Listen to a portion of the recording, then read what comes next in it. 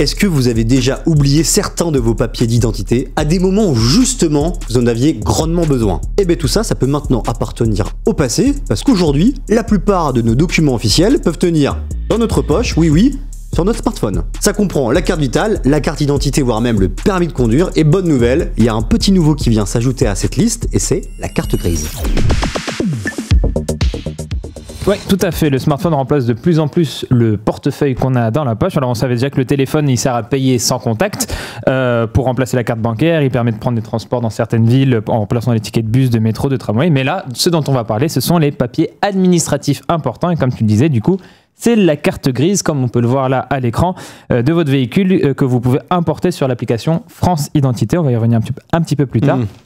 Et je précise tout de suite, il faut être bêta-testeur et on va voir les étapes à suivre une fois qu'on a la version bêta de France Identité.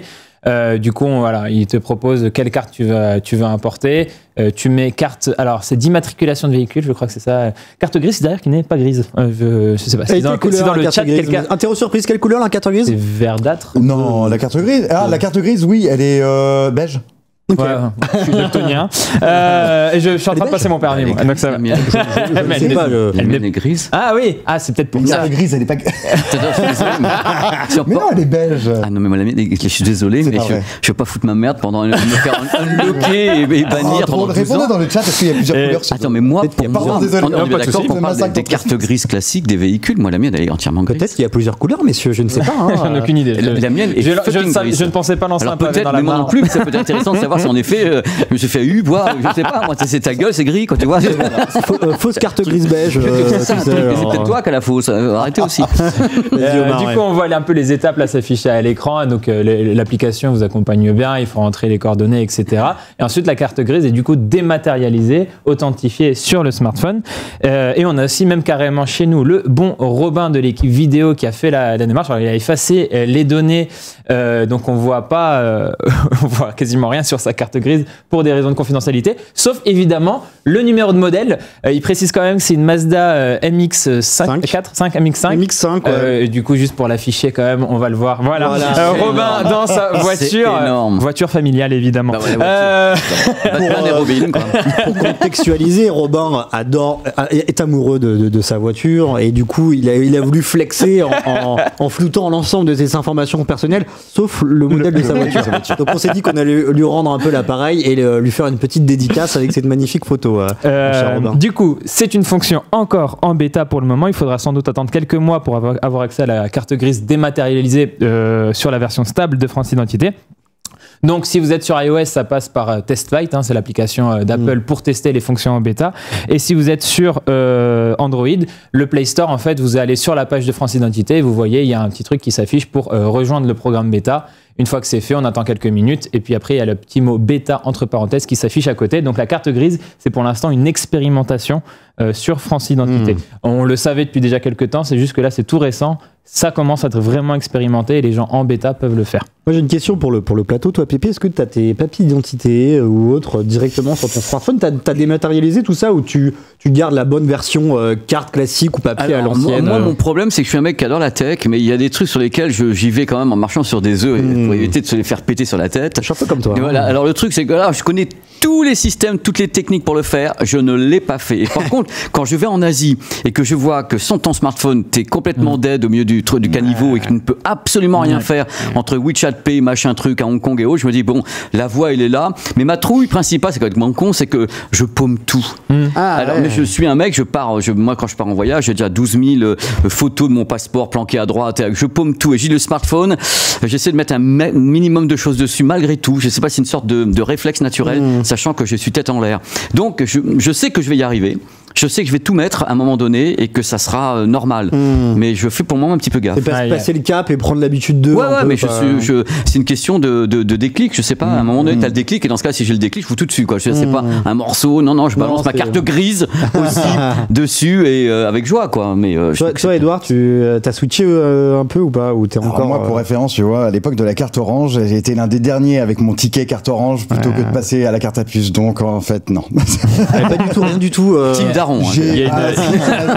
J'ai ma CB. J'ai ma CB dessus. C'est tout. Ouais. Ok, ouais, pareil. CB, Voilà, carte, c'est ça. carte resto. voilà. Ça, Bon, voilà. ça, et Revolut. Voilà, Ça rentre dans Bah, le ça. CV. Mais le reste. Oui, ça rentre dans les CB. voilà. Mais du coup, voilà. Donc, pour les non-réfractaires, Pour ceux qui ont, c'est non, prudence. mais bien sûr, s'il vous plaît, il y a une prudence en effet assez logique, mais je reviendrai un petit peu après sur les avantages que le gouvernement met en avant. Mais du coup, juste par rapport à la carte grise, c'était un peu l'étape logique après le permis de conduire qu'on pouvait déjà mettre sur la même application France Identité. Il y aura une image là qui va s'afficher. Donc là, le permis de conduire, c'était tout à fait possible. Il fallait aller sur le site de l'ANTS, il me semble, et avant de authentifier la démarche, etc., pour l'avoir ensuite sur le téléphone. Évidemment, tout ça, avant encore le permis de conduire, ça a commencé avec la carte d'identité sur France Identité. Et là, petite précision pour les Français qui n'avaient pas adopté le même format que les Belges et les Marocains, pardon, je glisse ça là, mais on avait déjà nos cartes d'identité en format carte de crédit. La France a attendu longtemps. Vous aviez des portefeuilles comme ça.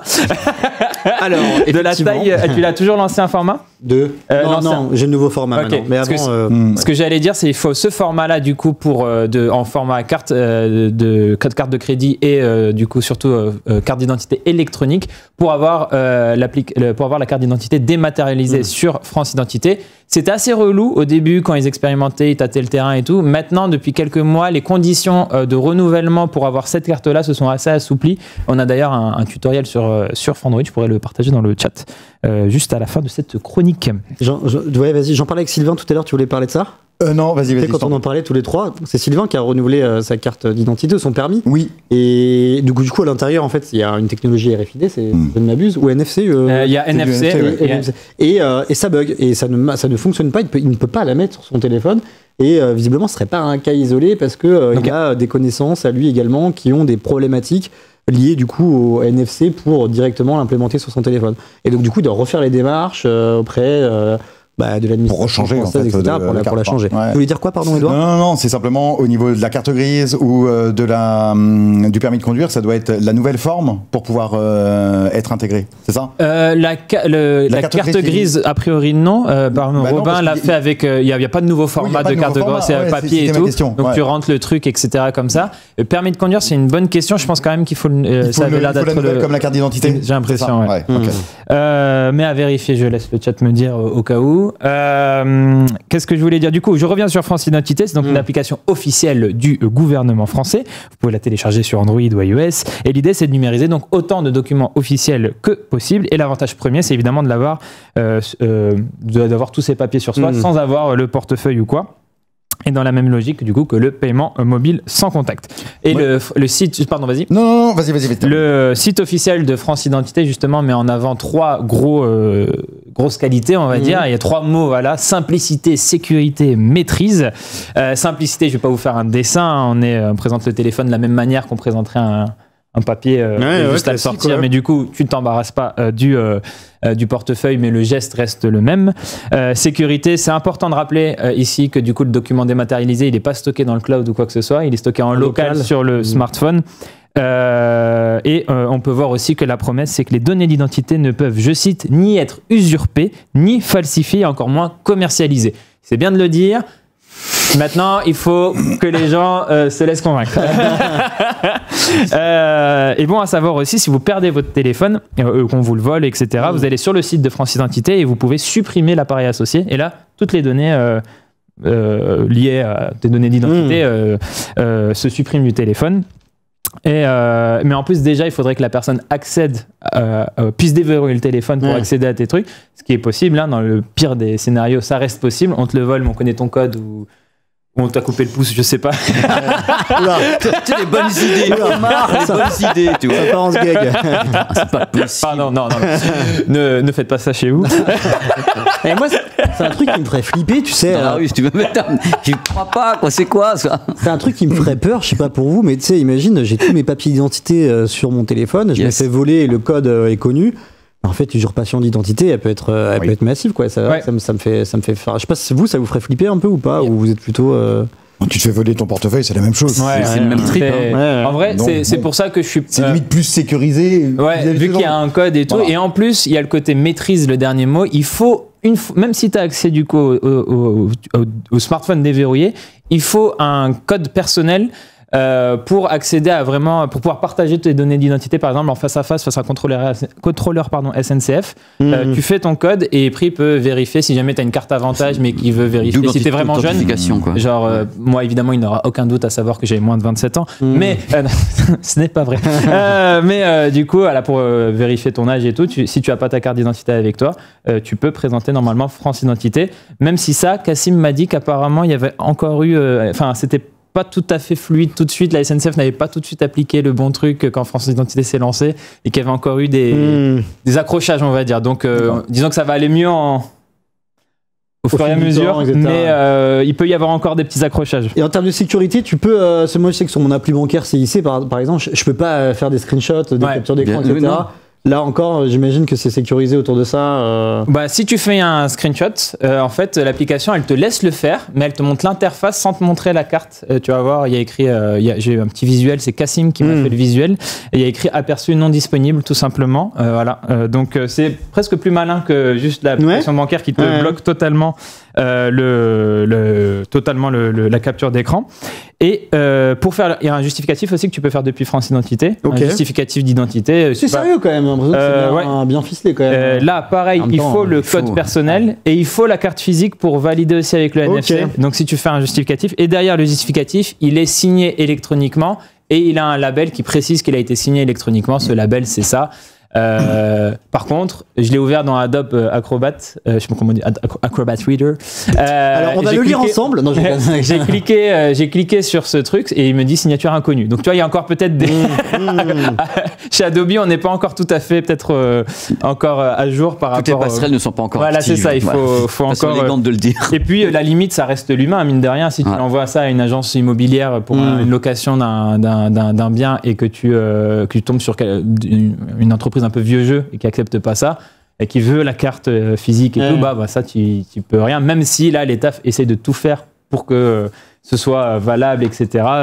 On peut toujours tomber sur des récalcitrants. Il y a Mister Say qui nous dit des choses intéressantes depuis tout à l'heure. Il nous dit, je suis d'accord avec vous, à distance tu peux bloquer ton tel déjà aussi. Tu peux le vider à distance. Moi je l'ai vidé plusieurs. Et c'est vrai qu'il y a ce côté, certes c'est numérique, mais en même temps tu peux faire des choses à distance que tu ne peux pas faire quand tu te fais voler ton portefeuille physique. Là t'es un peu niqué, si je puis dire. C'est rapide, hein, moi j'ai eu quelques fois, parce que je paume tout, les smartphones. C'était arrivé du coup un peu dans les taxis, je sors du taxi, hey, ciao gars, et puis je sors du taxi, ouais super.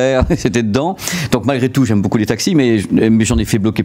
La rapidité à laquelle il est localisé et on peut le vider, c'est assez dingue. C'est assez dingue. C'est bien ça. Donc à distance, c'est exceptionnel. Ça rassure. Si je puis dire. Enfin voilà, c'est le contre-argument et surtout aussi, je préciserai que l'avoir en dématérialisé n'empêche absolument pas de l'avoir en matérialisé.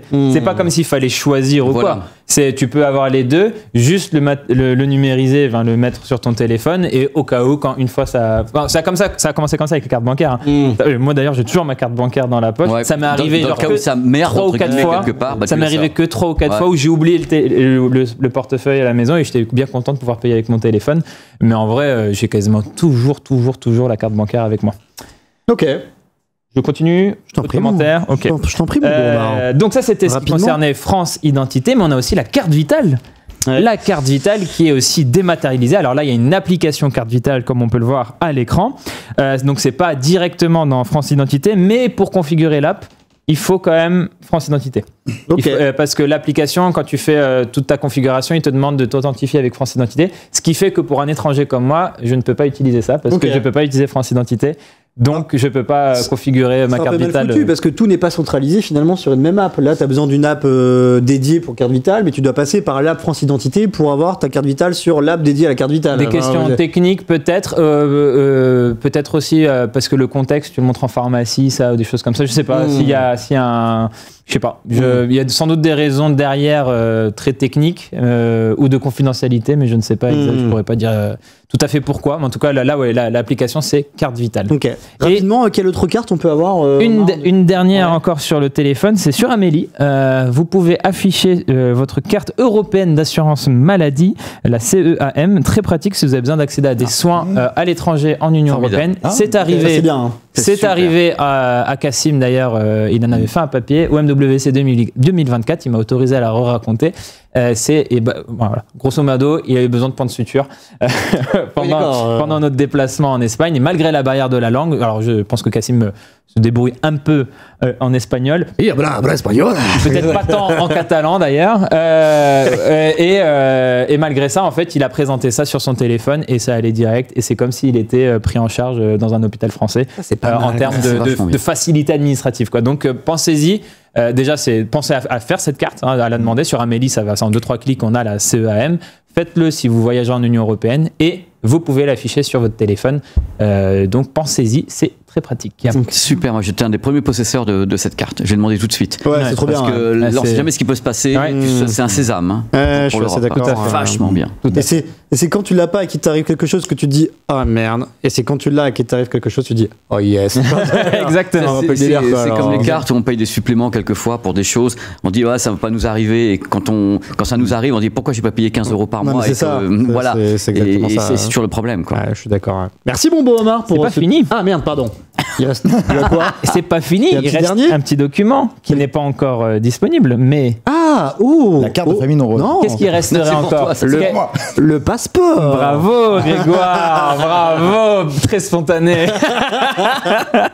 Le passeport, du coup, dans tout ce que j'ai cité, en effet, le passeport n'est toujours pas dématérialisé, mais c'est en projet. Par contre, évidemment, le passeport, c'est donc pour voyager, et donc c'est bien beau s'il est valable dans un pays, mais si le pays où vous allez, ou le pays par lequel vous transitez, ne le reconnaît pas en dématérialisé, vous avez l'air bien malin à l'aéroport. Du coup, pour l'instant, c'est en test depuis 2025. 8 pays sont concernés. On a la Finlande, le Royaume-Uni, l'Italie, les Pays-Bas, Canada, États-Unis, Inde et Émirats Arabes Unis. Pas encore la France. Et donc, ce sont dans les aéroports de ces pays que ce test commence à être mené, expérimenté. Il va falloir attendre sans doute plusieurs années, je pense, pour que cette liste de pays augmente. Et la France, on n'a pas de visibilité encore sur quand est-ce que ça pourra être mis en place. Dans les pays que tu as cités, il me semble que ça fait partie à chaque fois des pays les mieux lotis en termes de voyage à l'étranger avec ton passeport, etc. C'est que des magnifiques passeports que tu as cités. La France, je crois que c'est un des passeports les plus puissants du top 3 ou top 4. Ouais, il est Il y a le Japon qui est dedans, qui est hyper Japon safe. qui est dedans, Mais vous savez ouais. comment ça fonctionne? C'est tout simple, parce que c'est est-ce que ton pays peut te ramener chez toi sans que le pays où tu es paye? Tu vois, les passeports, on va les rapatrier, c'est nous, c'est les nôtres.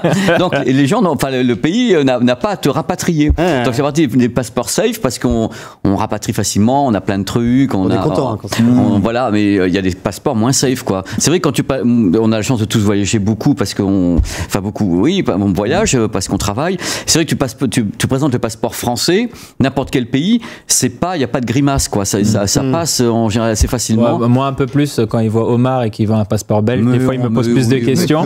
C'est vrai, à l'aéroport j'ai été bloqué pour des questions vraiment totalement débiles, mais C'est pas vrai. rapidement, Edouard, tu voulais rajouter quelque chose? Ouais, je voulais te demander, Omar, est-ce que toutes ces cartes peuvent s'afficher, enfin le pass Navigo par exemple, on peut même si son téléphone est déchargé, on peut le passer, il va fonctionner. Est-ce que là, les cartes peuvent s'afficher lorsque le téléphone est... je pense pas. C'est une question que je voulais poser. Non, je pense pas. Du coup, non, parce qu'il faut quand même montrer les trucs. Alors, c'est le document qu'on montre, Ouais, en fait, c'est pas une communication avec un autre appareil. ouais, en fait, je pense que la communication avec un autre appareil, c'est juste une sécurité supplémentaire. Comme je disais, le contrôleur SNCF, il a de son côté un truc pour vérifier via NFC. Ouais. Mais je pense qu'il faut quand même que... Parce que tu sais, des fois, il faut le code personnel, etc. Donc, il faut le rentrer, le code personnel. Il faut que le téléphone soit actif pour le faire. Donc, ça marche pas. pour Ou faire même ça... des trucs avec l'empreinte digitale, si le téléphone n'est pas en route. Chargez vos smartphones. Plus que jamais. Hein. Je pense qu'on est plutôt jamais. comme la carte bancaire. Carte bancaire, pareil, si ton téléphone est déchargé, je pense pas que ça marche pour payer.